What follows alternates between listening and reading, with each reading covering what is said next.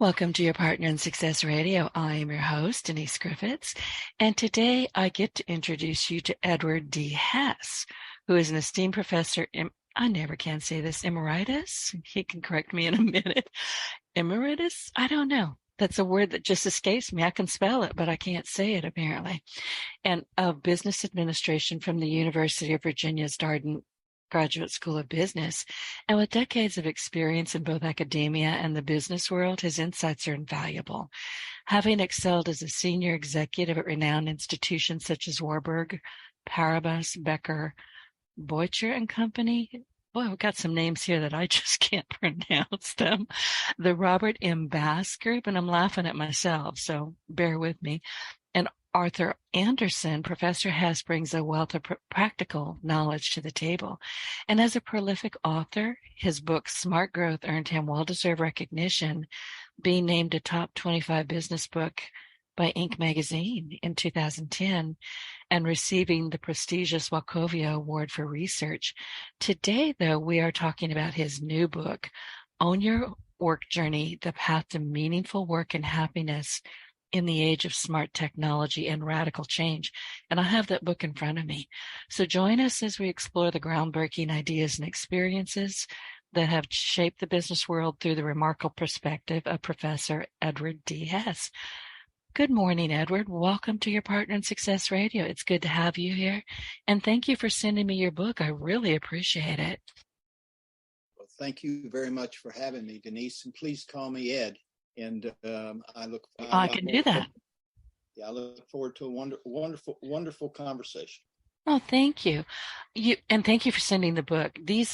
I interview a lot of people who've all walks of life, and they send me their books. Many of my guests are authors. Somewhere along the line, I developed a reputation of really loving to interview authors. And I'm looking around my office. I've got hundreds of books in here, hundreds, because I've interviewed hundreds of people over time. And every single book in here, without fail, has been gifted by one of my guests. And it becomes part of my entrepreneurial library. So it's important that I have these books, that I read them, I review them, and I get to interview you. So thank you. Thank you.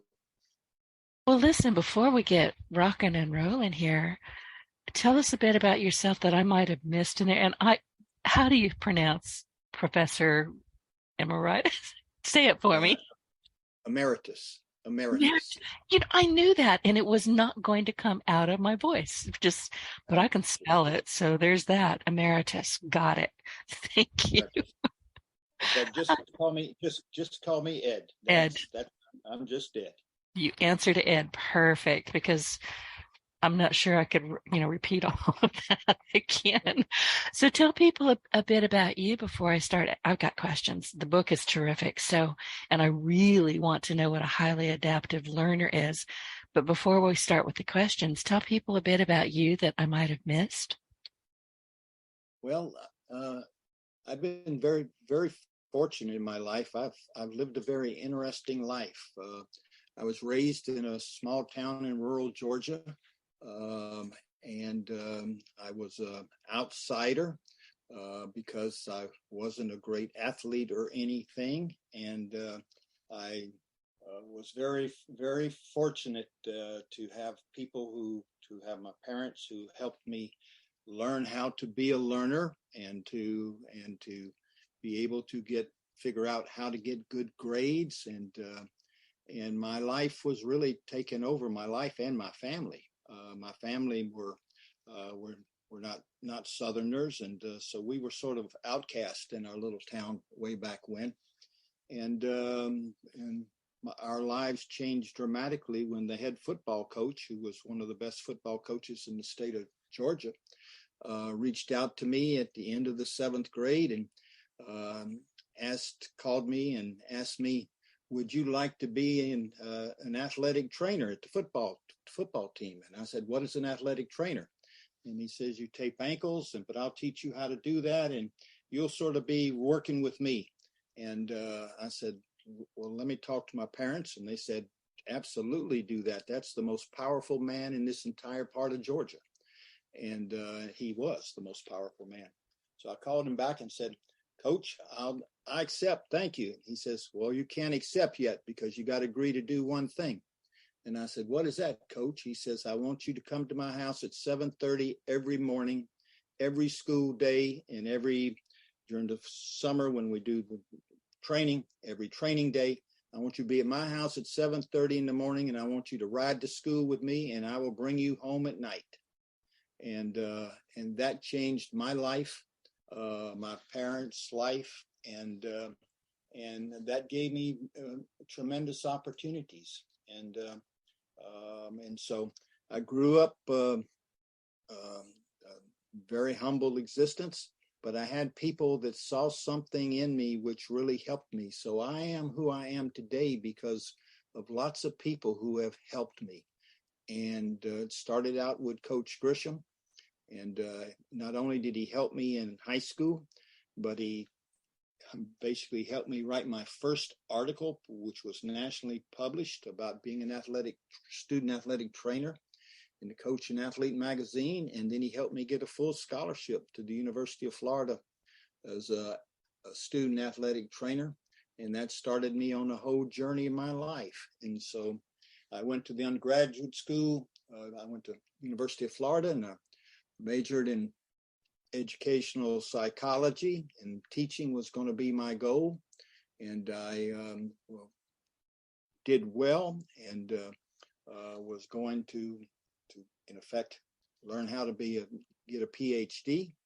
And then my life changed when I met a person who was running for president of the United States and saw the impact he had. And I decided that I wanted to, I need, it just grabbed me. And that was Senator Robert Kennedy.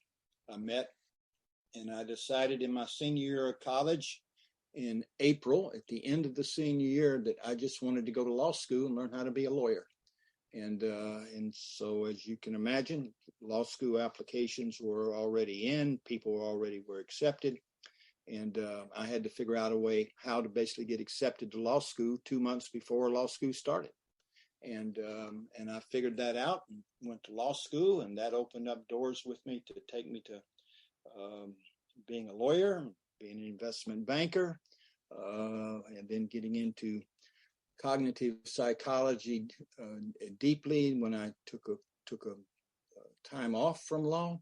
Then to going back to working in the business world. So I've been a very fortunate person because I've always had people who saw something in me and helped me learn how to basically be a good person, be not only a good person but somebody that added value. And I was never fearful. I from all the time.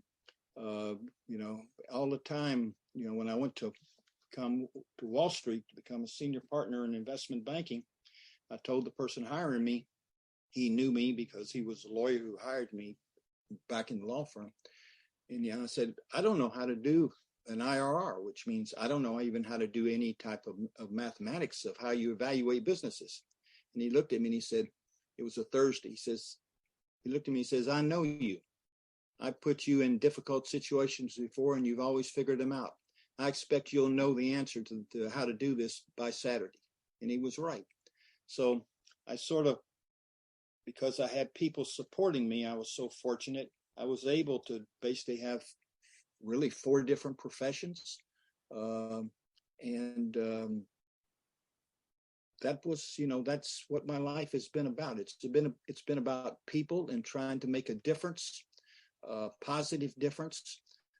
It's never been about money for me. It's always been about how to add value and to help people be all they can be.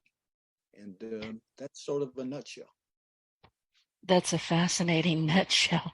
Ed, I have to ask you, during all that time that you spent with Coach Grissom, was he ever able or willing to articulate to you what it was that he saw in you that made him basically pluck you out of a class of probably jocks, would be my guess, and say, listen, you've got something that we can all use. Come work with me.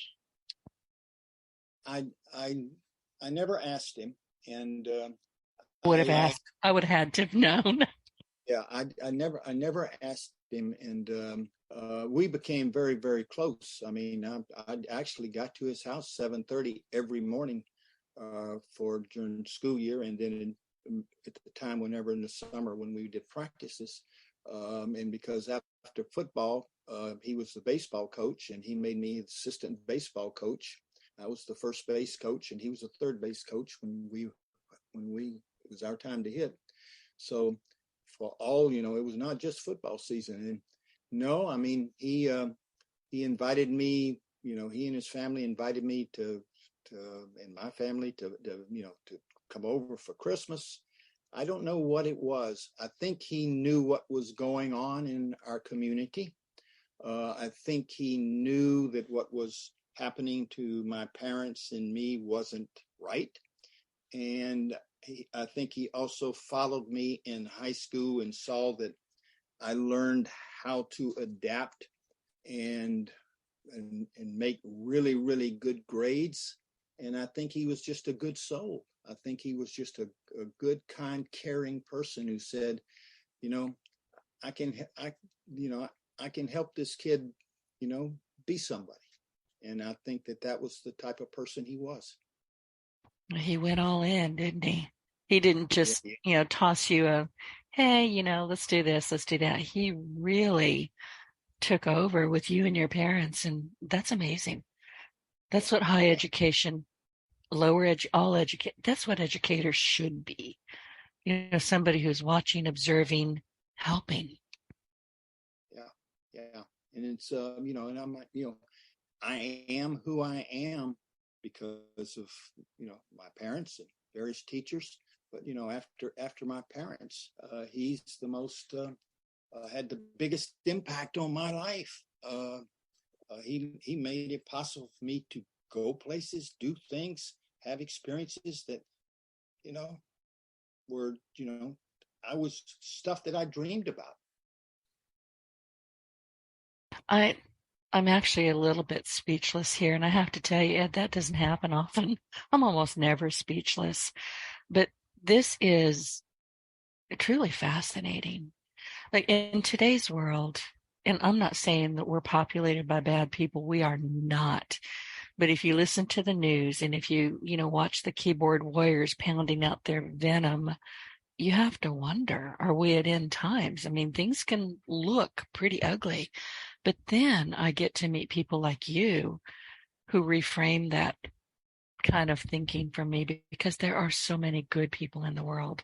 We just don't hear that much about them because they're not loud and obnoxious. That's a very good summary. And yes, I mean, it's and I'm not letting anybody off the hook, but also as a our society, our country is pretty. I mean, every country's unique, but it's unique in the sense that we have a culture, and I've written about this and everything, and it's true. I mean, our country culture is a little bit, it's highly survival of the fittest, and so it's it's not a culture that necessarily that everybody is one of us, and we need to help each other. It's pretty, especially in the business world, pretty, climb that ladder. And if you have to step on a few people on the ladder, you just step on their hands, not on their head. But what I learned in the world is that it's mutual in the fact that when people helped me, I learned and tried to help other people, assuming I could. Not that I don't have any ego in this saying I can help everybody. I can't. But I made it part of my role was, payback time. Okay. And so we need, the more that people can basically, we're not competing against each other. And that's what's so strong in our society, that we're competing and we look at each other as competition. But if we looked at each other as fellow human beings who are all just trying to do good, be happy, do some, help other people, that would go a long way in solving some issues in our country, and Yes, it would. And solve a lot of issues vis-a-vis what we're going to be talking about, which is the domination of smart technology in that's now hitting, that's going to transform how we work, who works. It's going to transform our society. It already is. And it's sort of like, okay, is it me versus you, or is it, wow, let's all get together? And exactly. And listen, I'm known as a nerd in stilettos. And I do have stilettos, and I am a nerd. I have a computer science degree. Nobody cares. I do, because I had to pay for it. But it's mine, by golly. And I mean, honestly, I'm an introvert. You never see me out and about. You're not going to see me in a group of more than 3 people. 3 people is too people-y for me. I'm not shy, not even a tiny bit shy, and I don't have much in the way of filters, but I need to be alone. And I figured that out when I was a kid. I really did. But what I learned is that when you're going, and you read this, I'm reading this in your book, is that you have to have, and it's a little chapter here, you have to have the courage to ask.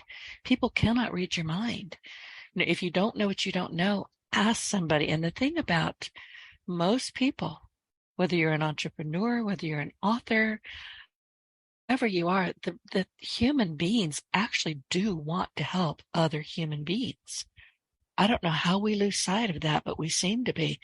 But I'm fascinated, going back to what you were just talking about, fascinated with everything that's going on now with artificial intelligence. It's been around. We just didn't know about it. How we're communicating now, how we're making big mistakes now, but how we can fix that oftentimes. There's a lot going on. And I mean, I can't sleep at night. I'm like, ooh, I did that. Ooh, that sucked. I mean, you just never know. But let's start talking about how to become a highly adaptive learner, because clearly that's what you are. No question. Well, let's define what highly adaptive learning means. It means being able to learn, unlearn, and relearn at, let's say, the speed of change. But we'll put it, that's been the definition for a long time. But now in the world we're living in, it's, learn, unlearn, and relearn at the speed of technological change, because the technology is going to transform how we work, who work. I mean, we're going to, starting now, we're going to live in the most disruptive work time since the Great Depression. Technology is going to automate blue and white collar jobs. I mean, the best research out there from Oxford University says that 25 to 47% of the U.S. jobs will be automated by 2030. Scientists, good scientists, have predicted the average person will have 5 different jobs in the next 20 years at a minimum. And so as you think about it, we've all were raised in an environment where things took a long time to happen. And what you thought would take you a long way. And what the smart technology does is accelerate it to where learning is going to be learning and relearning is going to be a continuous, fast process. And the only way people are going to have meaningful work and to find happiness in this age is that they've got to basically learn how to become a highly adaptive learner.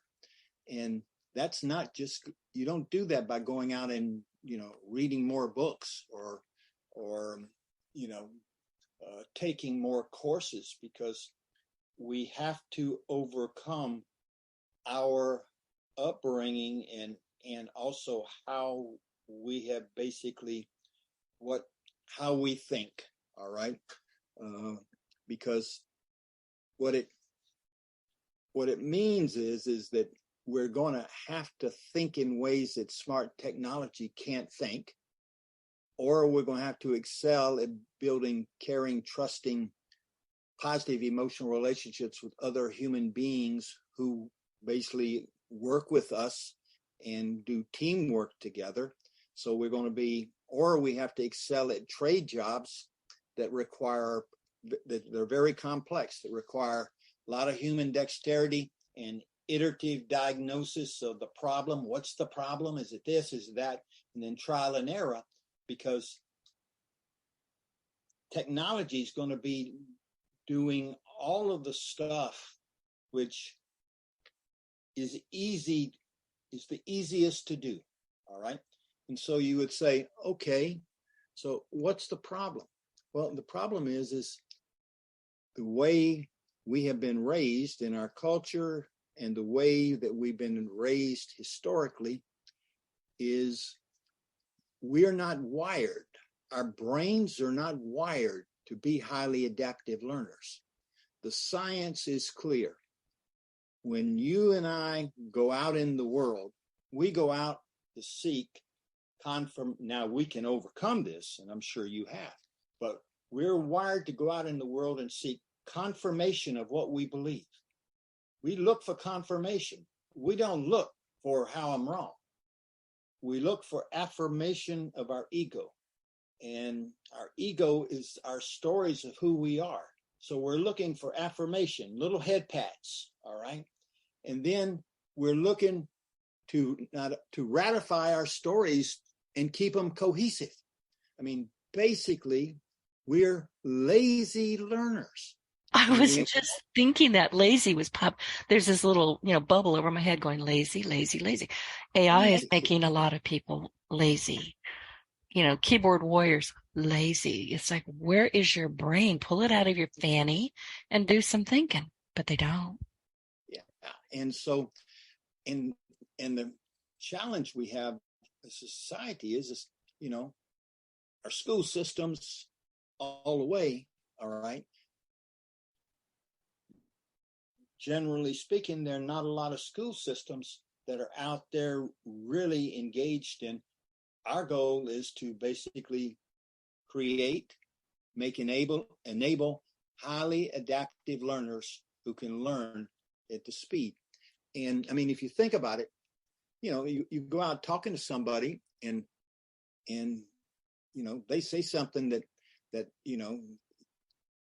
you think's wrong, all right? We emotionally, if in what they said wrong is they disagreed with us. And I mean, we emotionally, all right, so it's not just thinking, we emotionally defend, deflect, and deny when our views are challenged by all other people. So we got to rewire ourselves. Well, Ed, you can. I catch myself still doing that. I think it's just human nature, or maybe it's an American thing. I don't know. But I do catch myself still doing that. But that's my knee-jerk reaction.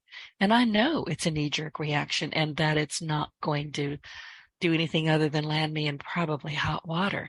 So my next thought process, which is almost immediately upon me sticking a finger in my own nose and on my own nose and saying, stop that, petting myself on the nose. But my next thing is, well, really tell me more. Now I'm curious. Why do you think that? How can you convince me? Probably can't convince me, but I'd like to know more. Yes. And that is, and as you read in the book, you read the part when you said, don't deny, defend, deflect, right. Ask questions to make sure you understand the person. Or you ask questions to make sure you understand them, or you can take the route. This this is what I heard. Let me tell you what I heard. Is this what you meant? And you're exactly right. That little step, all right? But I have to do it. I have to catch myself, getting all bristled up. And it happens. I mean, it happens on a daily basis. I'm not going to say it doesn't, but I've learned enough about myself and how I should be operating to say, hang on, Denise, back it up a step, take a breath, ask questions, get curious.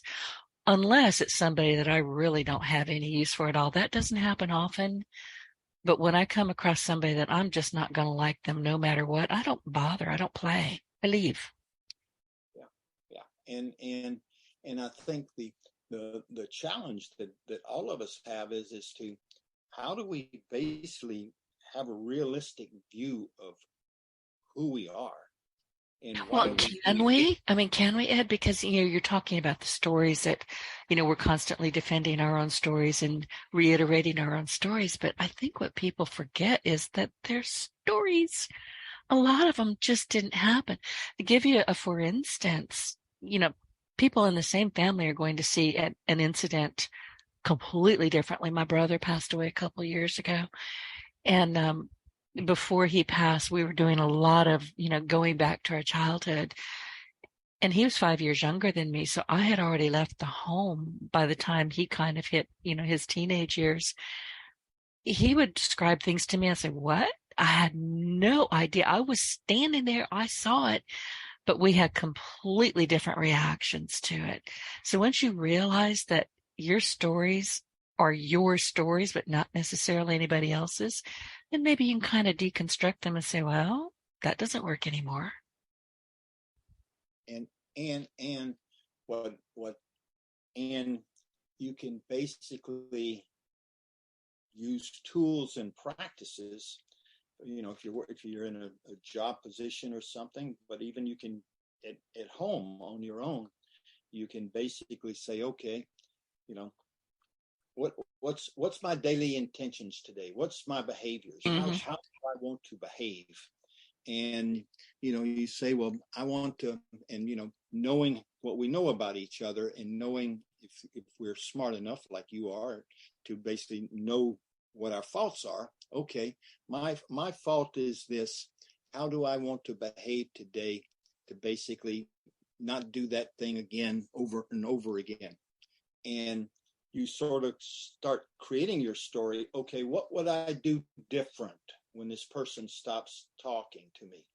Okay, instead of leaning in and with my hands or in a fist form or tightly around my knuckles, leaning in, showing that I'm powerful, and saying I disagree, or that's wrong, or that's whatever.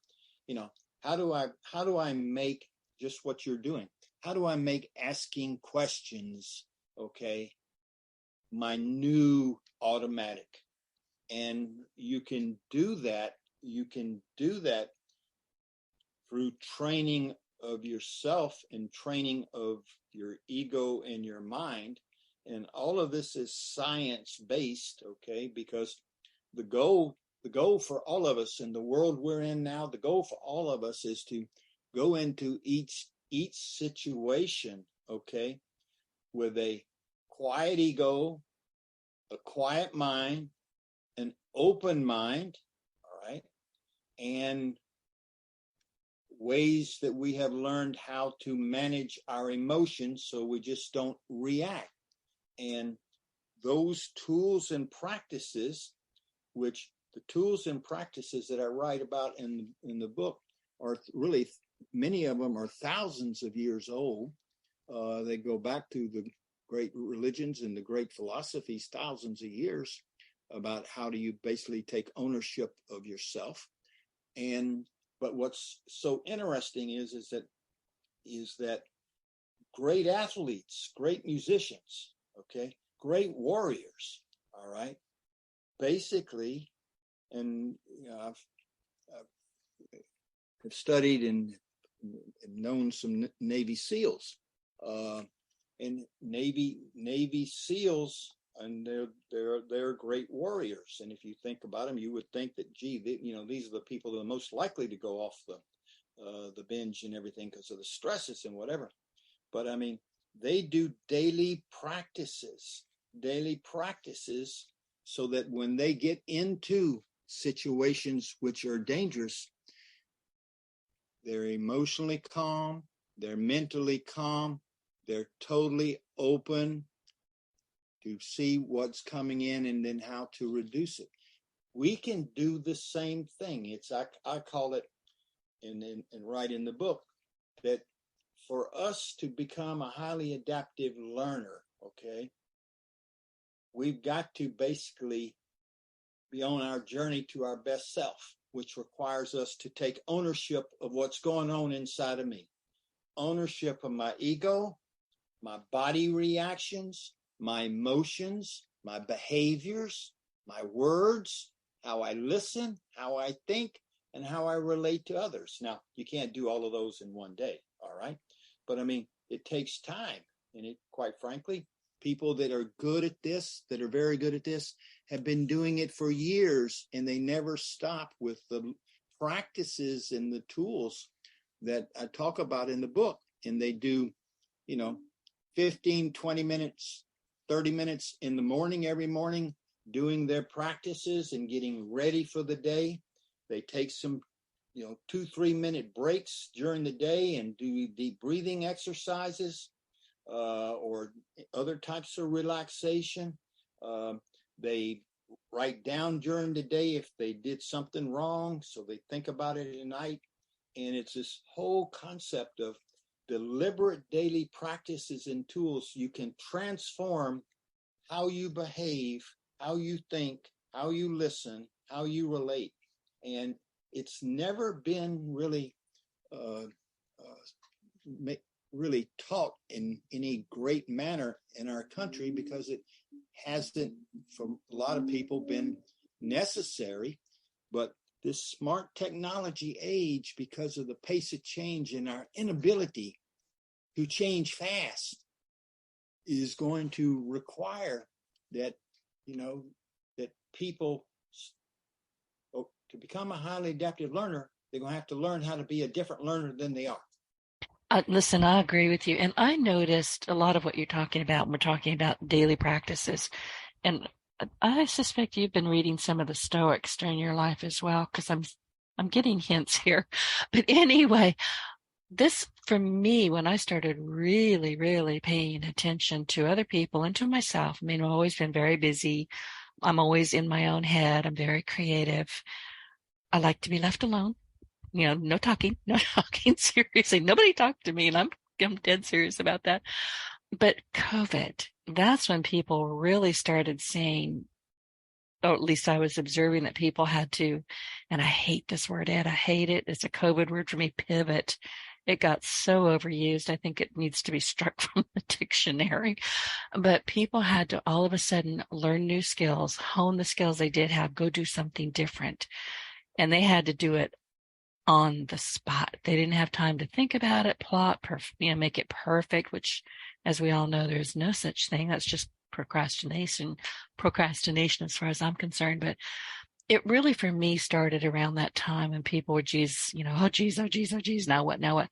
But the people who were not running around panicking were doing things, and they were doing them very differently from what they had done before, but they did them. And then, now we're talking about a highly adaptive learner, which, again, I've always been one, and thank you for that, because I didn't know that there was a term for it. So now I'm like, ooh, I'm a highly adaptive learner. Go me. But from COVID on, things have just gone insane quickly in terms of how quickly it's happening, how much it's happening. The changes that we're seeing are definitive. And if you don't get in front of it, and if you don't take care of yourself and get a hold of who you are, how you show up, how you present, and how you help other people, things are probably not going to go well for you in the long term. That is a great summary. You are spot on. All right. You are spot on. And it's so important. And what's in the the thing that's the thing that people sort of think, or automatically when I talk to a lot of people sort of react is, well, I don't have time to do this. Hear that all the time, or I can't afford it. I can't afford it. Well, you know, it's pretty, you know, it's pretty cheap, you know, it's pretty cheap right now, but it's, you know, I don't have time. And, you know, I tell people when they ask me, well, what should I do? And then, so, you know, we talk through the, you know, the sort of like, what's the whole program, but, you know, how do I start? How do I start? And I said, do you have 15 minutes you can give me in the morning? I said, that's not a lot of time. Yeah, I can work that out. I says, all right. Do you have 15 minutes in the evening? Yeah, okay. So what do you want me to do? And, you know, when I get somebody that's, you know, has not been involved in these types of practice tools, I say, all right, we're going to do an early morning practice, 15 minutes. You're going to do it every morning. You're going to do 4 minutes of gratitude practice. And I'm going to teach you what these are. 4 minutes of gratitude practice, 3 minutes of deep breathing, 4 minutes of mindful meditation. In 4 minutes, you're going to review and visualize the 7 daily behaviors as to how you want to behave. You're going to pick 7. You're going to do that. So that's going to be, you know, basically, you know, it works out to 15 minutes. I said, can you give me 15? He says, well, are you going to help me learn what a gratitude practice is? Absolutely. Okay, we're back to lazy. I can't help it. I'm seeing lazy pop up in my head again. But you're willing to help him learn, so there is that. You can do the gratitude practice, the deep breathing, and they're simple.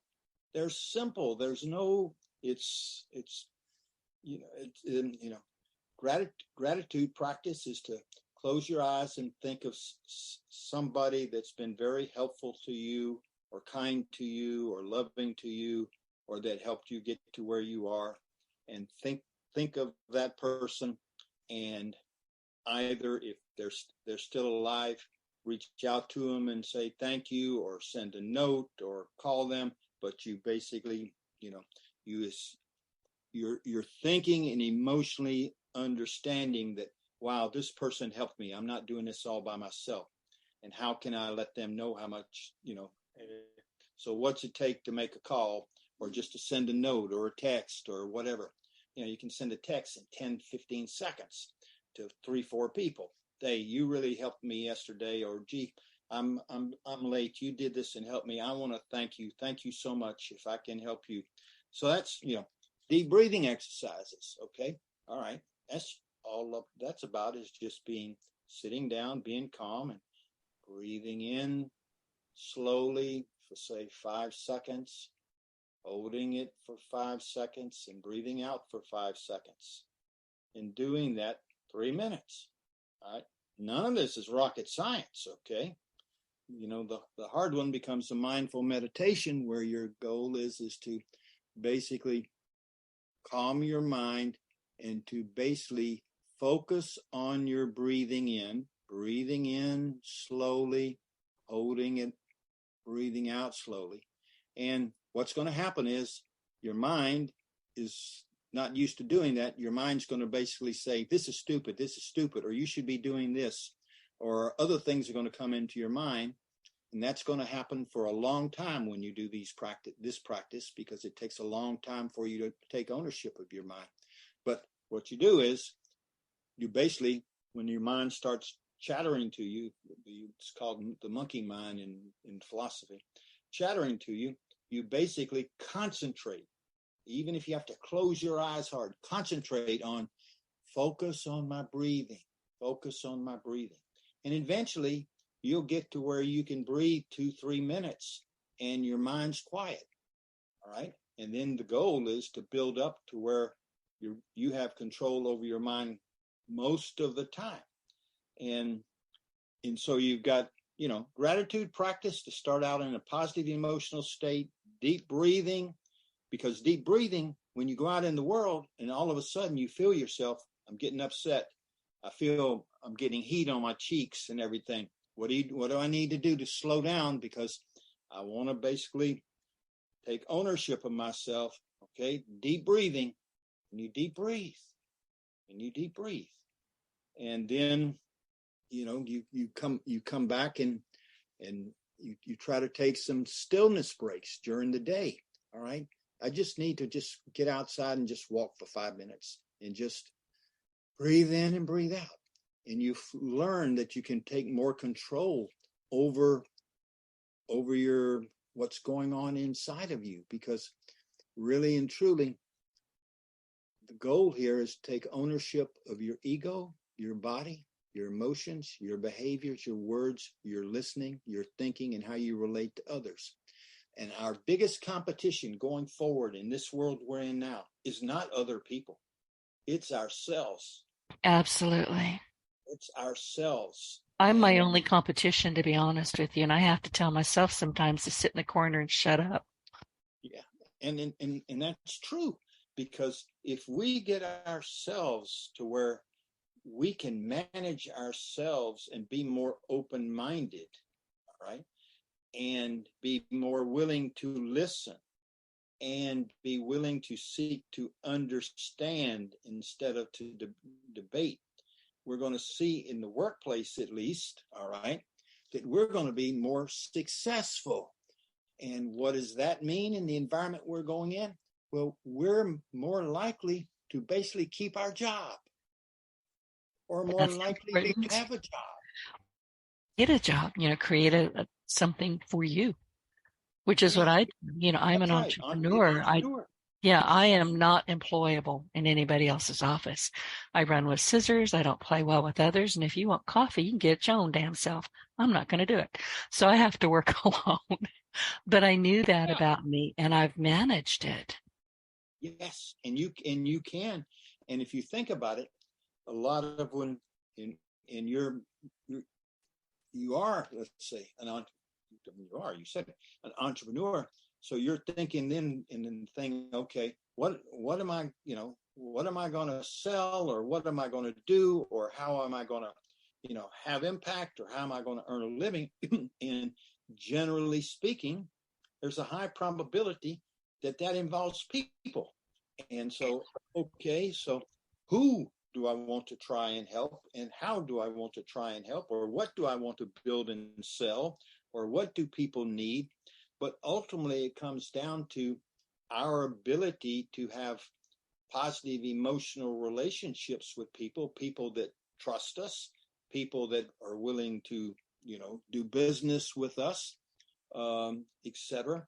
And because the road stuff is going to be pretty easy, and probably more than the road stuff, but the road stuff is going to be pretty easy for technology. And so this thing about, I call it the ultimate goal is inner peace, a state of inner stillness, and I'm reading now, a state of inner stillness and calmness that enables me to go out in the world with my most non-judgmental, fearless, quiet ego and open mind, which enables me to learn, unlearn, and relearn at the pace of change, and enables me to connect with other human beings in a positive way. That's beautiful. And it is so true. And Ed, you mentioned, having those moments of stillness. I can't meditate. I hate the word can't. Let me replace the word can't with don't meditate. I try. The old-fashioned, it doesn't work for me. But I do what I call open refrigerator door meditations. Because you all know, you walk to the refrigerator, well, you find yourself in front of an open door and you're thinking, how did I get here? What am I doing? What do I even want?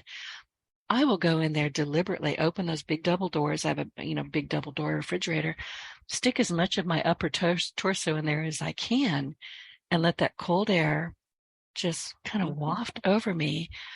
And I go blank. I literally, deliberately just go blank. I'm not thinking a thing. It's great. Try it. Yeah. I do it. And I do this multiple times a day. I really call it open refrigerator door syndrome. But when you do it deliberately, you're taking whatever was bugging you or, really worrying you.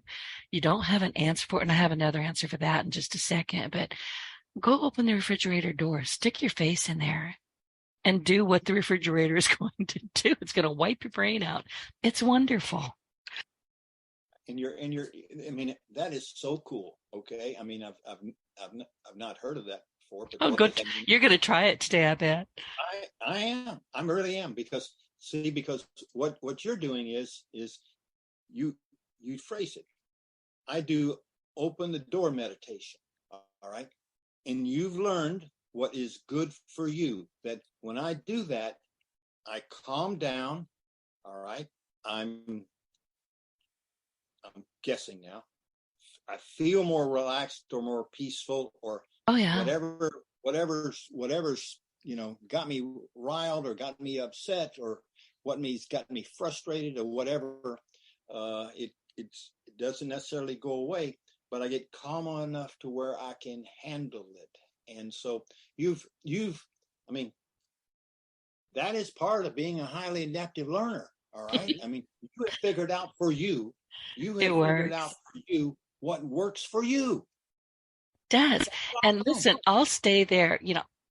I've had people say, well, how long do you stay in there? Well, with me, I can only stay in there until the doors start dinging because my doors start beeping. It's like, oh, okay, I'm going back to work now. But often, and this is what I find, Ed, because I started watching myself when I was doing this, it's almost always a question that I just don't have an answer for. I don't even know where to look. I'm getting irritated or mostly concerned or worried. And all of a sudden I realize I'm getting a bit of a headache. My shoulders are hunched. It's affecting me. So off to the refrigerator I go. Yeah. And it works and it keeps working. And It no, I mean, does. that's awesome. That's awesome. And it brought that brought up something to my mind way back when. Gosh, I don't know how many years. My wife and I will be married 42 years next weekend. Congratulations. This is, well, I'm very thankful to her for putting up with me that long. And but I was just thinking way back when, I guess when we were first married, 2-3 years. My wife's like you, a very bright person, very independent, and we were having some disagreement about something, and I don't recall what it was. And we were at a conversation, and she said, "Time out," and said, "Interrupt. I'm interrupting. Time out." She said, "Do you realize that just because you feel something negative emotionally, that you automatically don't have to behave that way?" Ah. And my wife was a scientist and everything, so my wife knew about the stuff that that have become my work decades later, which we're talking about. I mean, and I looked at her and I said, "Say that again." She said, Yeah, really.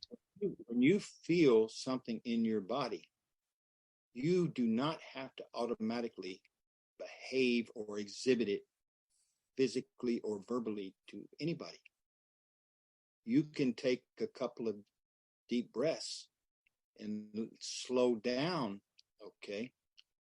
And so she looked at me and she says, "Did you know that?" And I looked at her and says, "No, I didn't know that. I just thought when that's just part of being me. When that's going on me, I just, behave that way." She says, "Yes, and sometimes it can be in positive ways, but sometimes you can really hurt people and you don't mean to." And she said, "What you just did now is, really hurt me. And I know you didn't intend that." And I said, "Wow, I got to work on that." And, I ultimately, and, it really goes back to, I was so my success during my life up to that point. Part of my life and my motivation was to be very successful, to make my parents and the coach proud of me. And I never harmed anybody. I never raised my voice, but I was the smartest guy in the room, even if I wasn't the smartest guy, okay, which I wasn't. And so she was saying, and she said, and by the way, when you start working on that, okay, also learn that you can be very smart and you don't have to be right all the time. Exactly. And so, you know, it's like this, you said it at the beginning, we're wired, all right, in certain ways that our upbringing, our culture, the environment has created, and all of the COVID upsetness, human upsetness, which is completely understandable and was nothing wrong with it, sort of raised the question for us, wait a minute, we the tenseness, the fear, the this, the that, being, not being able to go to work and everybody being in home together, kids and parents, and, gosh, we don't have any me time. All of that triggered huge emotional issues. And what I'm saying, and I believe what you're also saying, is the world we're in now, all right, that's now here with this, smart AI, all right, we got, Chat GPT 4, and I mean 5 will probably be here before the end of the year. 6 will be here early the next year. I mean, it's just going to get smarter and smarter so fast. Our world, it's sort of like, it's different causes, but it's going to accentuate COVID. It's going to accentuate the feelings of us that we had in COVID even more, because the workplace, the AI is going in the workplace where COVID, we came home and we sort of isolated ourselves to keep the germ away. AI is going to be in the workplace, in every workplace, no matter what you do, unless you can do those 3 types of jobs that we talked about, that the technology is going to be hard for them to do for quite a while. But if it's in the workplace, you got the turmoil of AI creating it, and then people are going to say, well, you need to use AI for this. You need to use AI. I don't know how to use AI. Well, you better learn. All right. Yeah, it's not difficult, but you can't just copy paste, because you will get told quickly that you didn't create that. Right. And so it's this whole thing about, okay, how do I, and going back, how do I take ownership of myself, all right, and sort of retrain myself, and other people can be helpful. And, a lot of people that I work with, they pick 2 or 3 people that they're friends with, and the 3 or 4 people, and you don't have to do this, but some people, they do it better in small teams.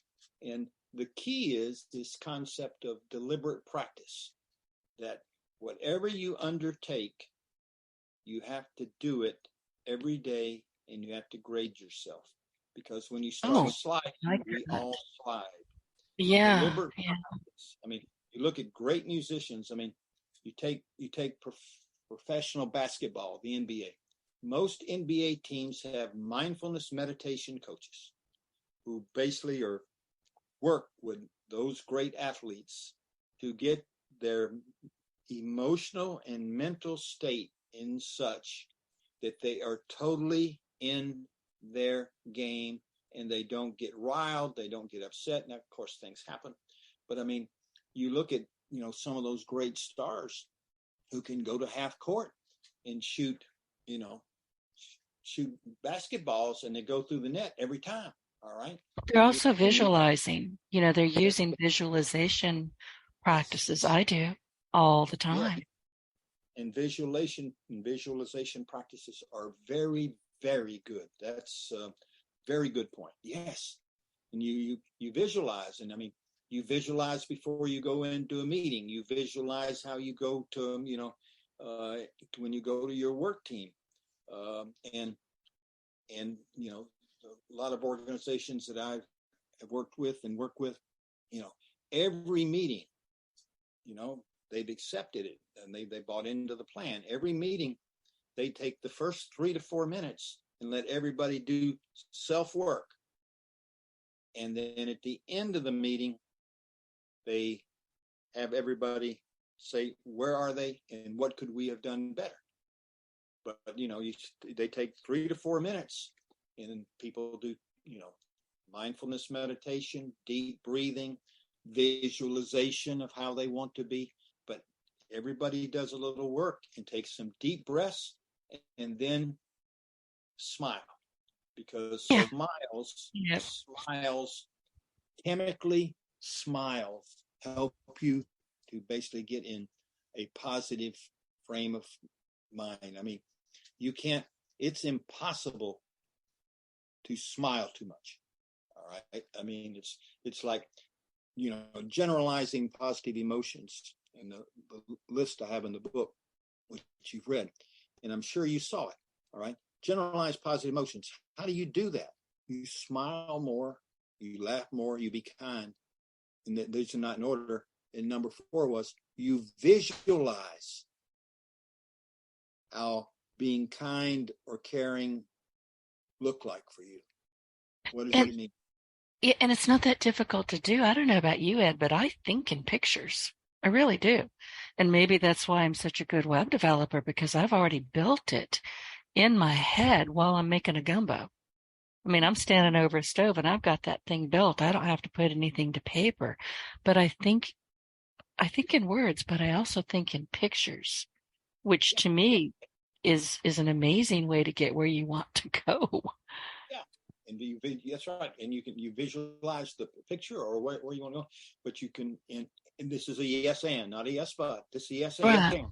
Right. And visualize how I want to behave in that instant. There you go. I missed that part, so thank you. You know what I wanted to mention too, because we're talking about, you know, taking those little breaks all day long. You know, look, I do graduation gratitude the minute my eyes open. I used to be one of those people that woke up, hit the floor running. I don't drink coffee. I hit the floor running. The devil says, oh crap, she's awake. And off I go. Seriously.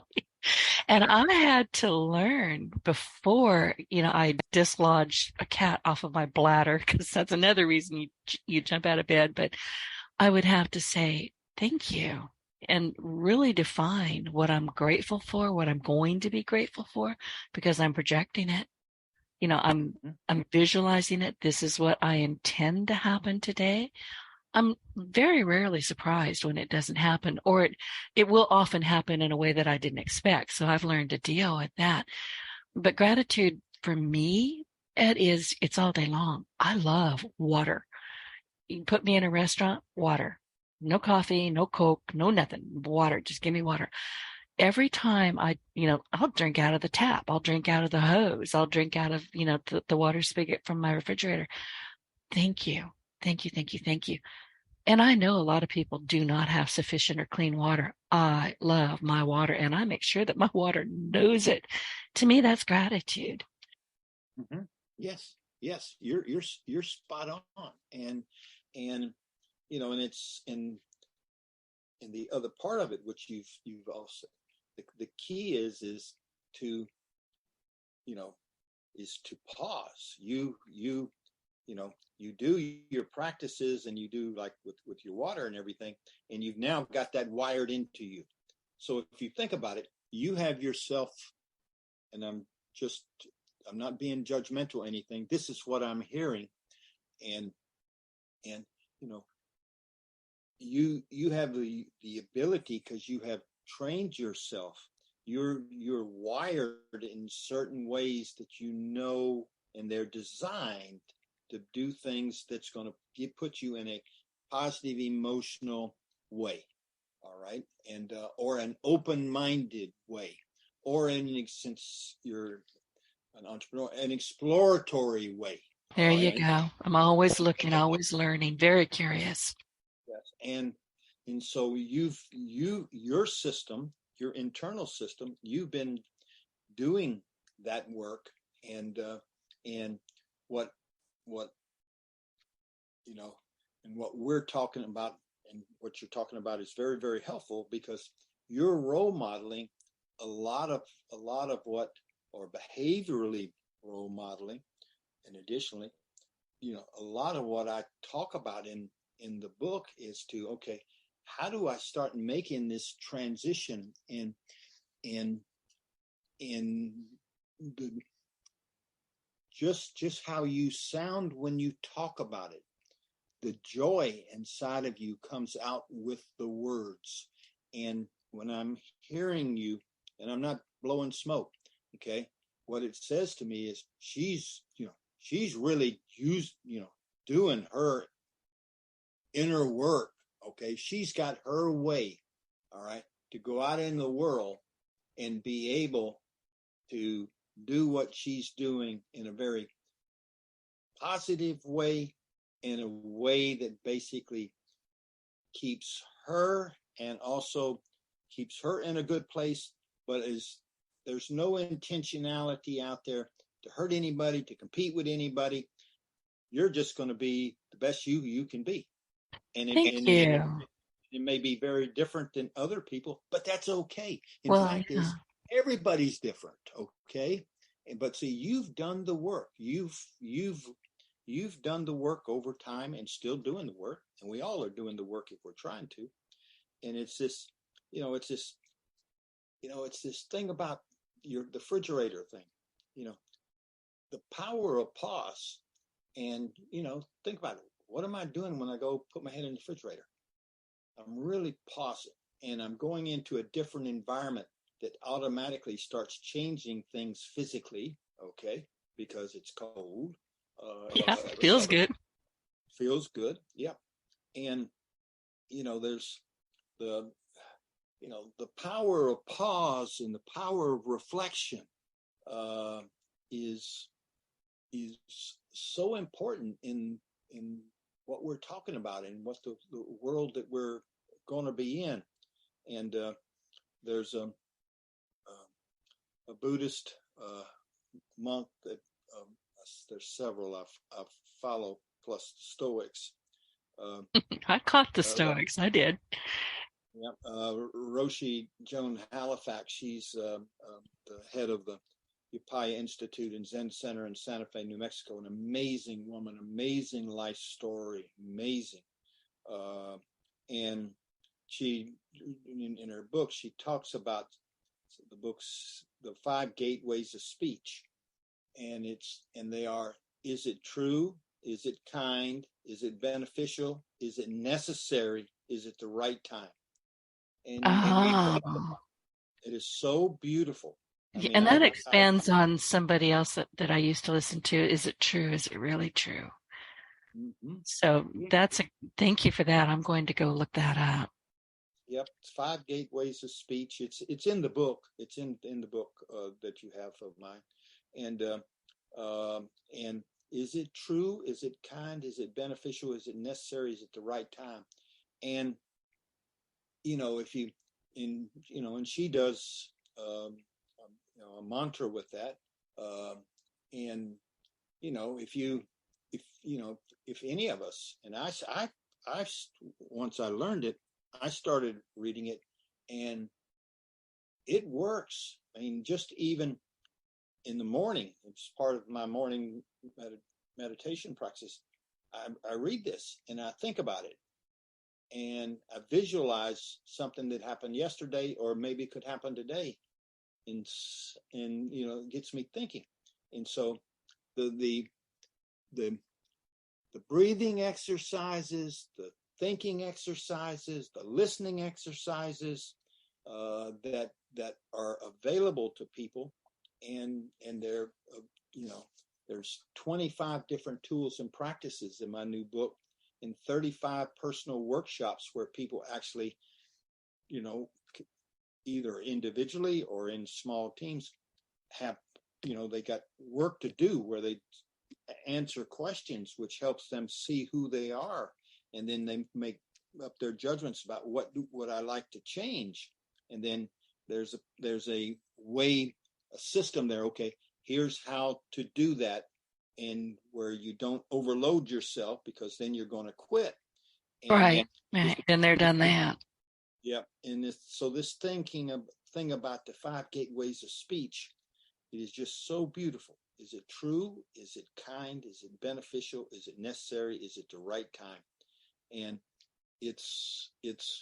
and if you ask yourself that, and at the end, and then, Denise, I'm going to go to something which you said before, sort of the end of it, all of a sudden, if a big smile hasn't come on your face, make a big smile come on your face. All right. Because when you smile, when you read it, it's just basically certain positive emotions are going through your body, and it makes it easier for you to basically it become part of you.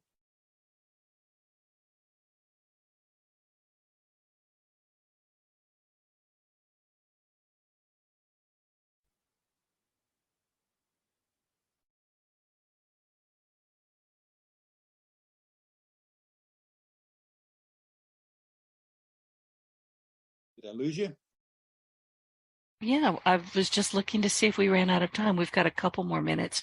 I have no idea what happened. You disappeared, and then I had to run to my computer and see what happened.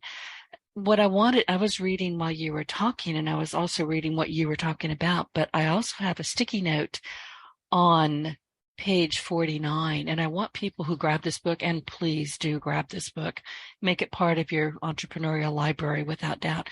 But Ed is talking about the new SMART. He's also talking about critical thinking, which I think is vastly underused, but that's a whole nother conversation. And here he's got 5 new SMART principles. 1, I'm not defined by what I know or how much I know. My mental models are not reality. I love that one. I am not my ideas, and I must decouple. I must be, and I'm just, reading them very quickly. I'm not reading the entire thing because I want people to read this. I must be open-minded and treat my beliefs, not values, as hypothesis. Oh, geez, to be constantly tested and subject to modification by better data. And 5, my mistakes and failures are opportunities to learn. So very true.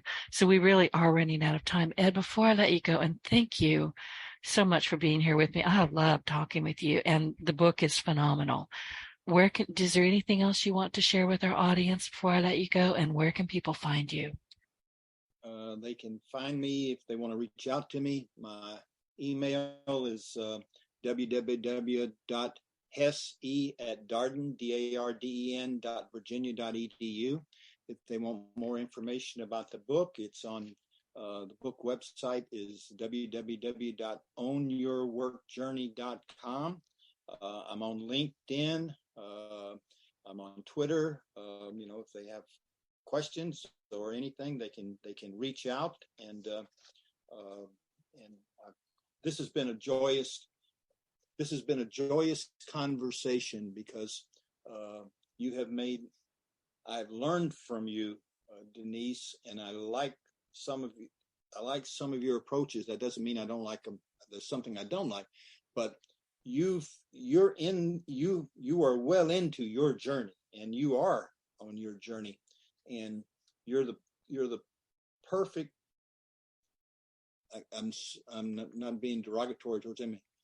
I do a lot of podcasts. I don't have a lot of people that are on the journey in the podcast, that are the podcasters. And it was so interesting, because this was a team podcast, and It was.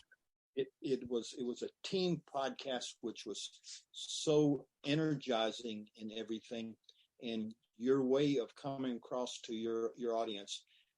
All I can tell your audience is they are so fortunate to have somebody like you. Thank you, Ed. I am smiling, but I'm also tearing up a little bit, if that makes any sense. I really appreciate you saying that. Thank you so much. And that's the first time I've ever said that. Oh, now I am truly honored. It's a terrific book, and I have loved chatting with you. And so much of this, I'm like, yep, yep. Ooh, got to try that. Oh, absolutely going to do that. So thank you for writing the book. Thank you for being my guest. And please stay in touch.